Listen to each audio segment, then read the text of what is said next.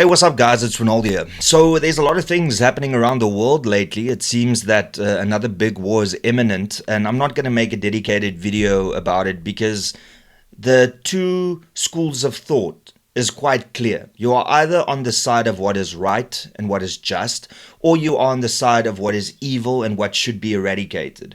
If you are for Iran, that means you are for a government that has killed tens of thousands of its own people, and for the last 3 to 4 decades have allowed women and children to be treated like absolute shit in their country without any rights. And if you don't believe me, just look at how women have been executed publicly, how they've been flogged publicly for having their opinions and for breaking the law according to the Islamist government over there. And then the children that can be married from the age of 9 years to old men that can do what they want with them and then can divorce them a day later with no consequence. If you are on the side of this, then you are an evil person, and I don't need to engage with you. I don't want to engage with you. I know that I'm right and I know that you are wrong. It truly is that simple, because you are either for what is right or you are either for what is wrong. There is no gray area over here. And the fact that our government has defended and supported Iran tells us unequivocally on which side they stand, which is quite ironic considering how Cyril Ramaphosa for the last few years have tried to ingrain it into our brains how we should look after the most vulnerable in this country, which is women and children. But even in this country has done nothing to little to improve that for women and children. And then in the same breath supporting a country in Iran which treat their women and children like dogs. All right, so with that being said, let's focus on something closer to home. And you're going to love this one because it's just another contradiction by a political party that is supported by many people. And they're willing to turn a blind eye when it's this political party doing something. But when the ANC, the EFF or MK do exactly the same thing, then they are crucified. And I'm not saying that they shouldn't be crucified, but what I'm saying is crucify all of them.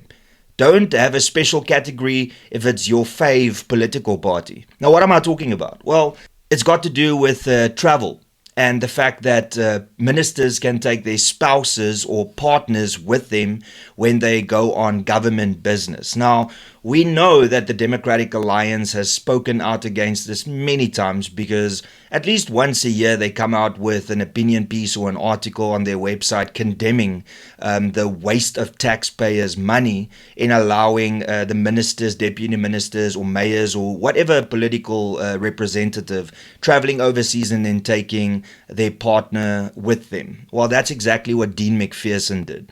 Dean McPherson's the Minister of Public Works, and he took his boyfriend with him to Brazil last year when they went for a BRICS event. And what is really disturbing about all of this is that the boyfriend was listed as part of the delegation. Yeah, he wasn't invited by BRICS, but he formed part of the delegation that went over to Brazil. And then on top of that, he flew business class, which is also something that the DA has spoken out time and time again. In actual fact, City Press ran the story, and then Dean McPherson has now come out with a correction on what actually went down. Let's have a look. Dean McPherson on X posted, City Press has corrected its false article claiming I ignored legal advice on my partner's travel to Brazil and inflated the trip cost to 839,000 Rand when confirmed expenditure was 350,000 Rand. Oh, okay, well, thank you, Dean, for telling us that you didn't waste 839,000 Rand of taxpayers' money. You only wasted 350,000 Rand.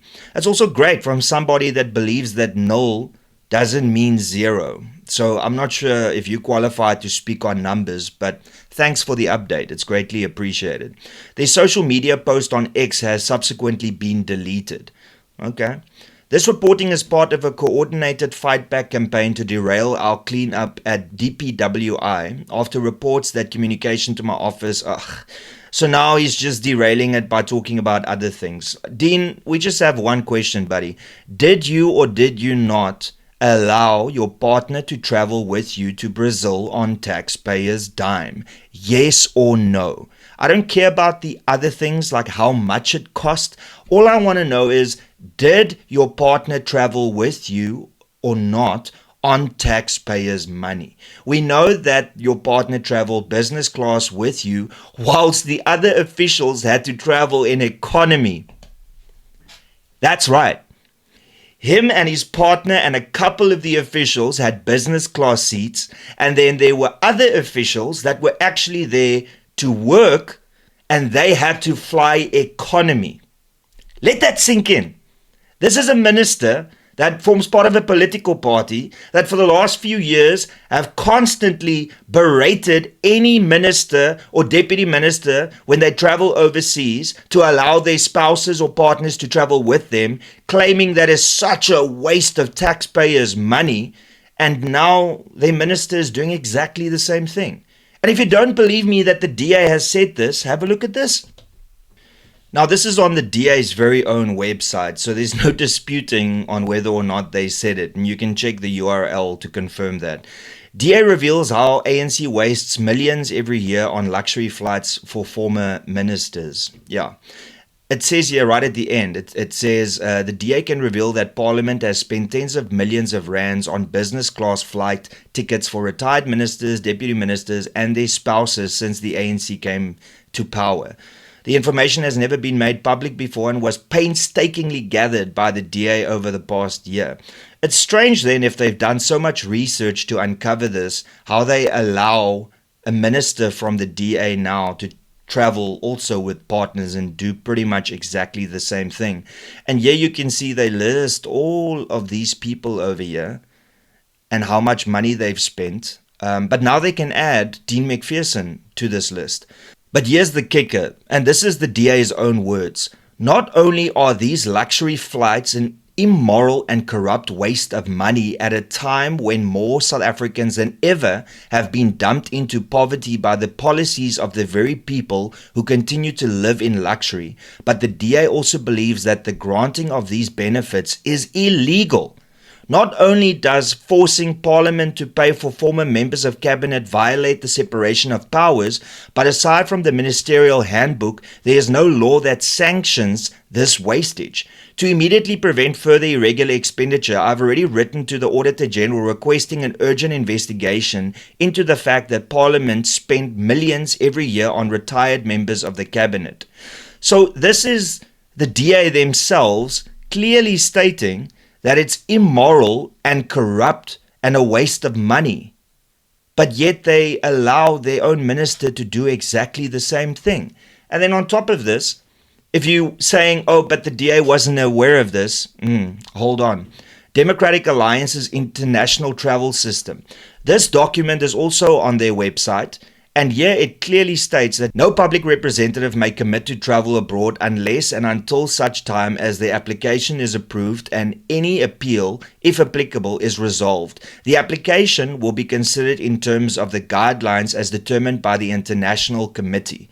So here they break it down. They talk about whether it's a mayor, whether it is public representatives like a councillor, and then here it says, National Executive. National ministers and deputy ministers notify the federal leader, which is John Steenhuisen, chairperson of the Federal Council, the chief whip in Parliament, and the international office of the intended travel with itinerary details. So there you can see that the DA is fully aware that Dean McPherson traveled with his partner to Brazil after they condemned the ANC for doing exactly the same thing. In actual fact, we've got Dean himself that condemns this type of stuff. Dean McPherson says, the man is addicted to wasting our money. First a flag and now this. So he is talking about how other officials waste money, but when he himself does it, then there's no contradiction, apparently. You see, this is why people are now pointing at me and calling me all the names under the sun for exposing this double standard that exists within the Democratic Alliance. And I'm sure many people that are watching this video are going to try and make excuses for the DA. But ultimately, the DA themselves state that it is immoral and illegal and a waste of taxpayers' money, but they then allow their own minister to do exactly this thing. And then the cherry on the cake is the fact that the minister then comes out to address the fake news by City Press, but then avoids answering the obvious question. Did your partner travel with you to Brazil on taxpayers' dime? Yes or no? Because there were 26 parliamentary questions asked to Dean McPherson from 2025 till now that he has not answered. Dean McPherson is leading with regards to avoiding answering parliamentary questions. So far, he has avoided answering 26 parliamentary questions as a minister. And then they want to talk about service delivery and where they govern better than anybody else. But out of all the ministers in parliament, he is the one that has not answered the most amount of questions that were posed to him, that has lapsed, meaning they have to submit those questions again. So the DA in Parliament has a minister that has got the most amount of questions that has not been answered. And then, of course, now, as we can see here, he is the one that is allowing people to travel with him in business class, whilst actual people that have to go and do the work with him as the minister have to travel economy. Please tell me again how the DA is any different to the ANC. I'd like to see something. Tell me again how there is this massive difference between the ANC and the DA. This wasn't Dean McPherson doing something behind the scenes and the DA not being aware of it. No.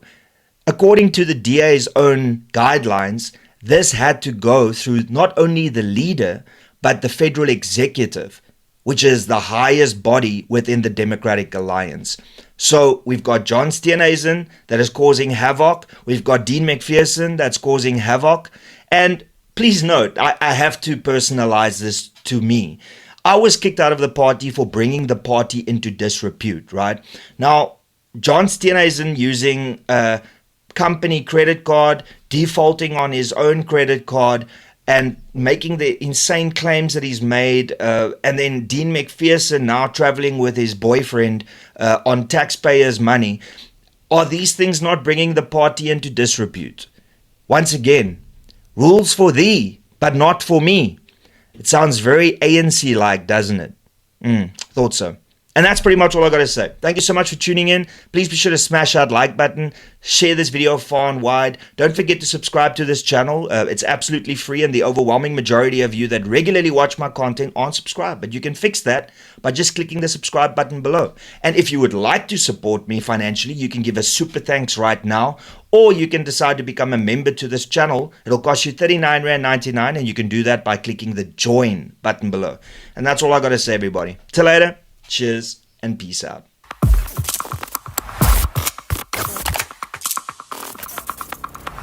You don't even know me, but every time you see me, you say, I wear my massacre. You don't even know me, but every time you see me, you say, I wear my massacre. I wear my massacre. You don't even know me, but every time you see me, you say, I wear my massacre. I wear my massacre.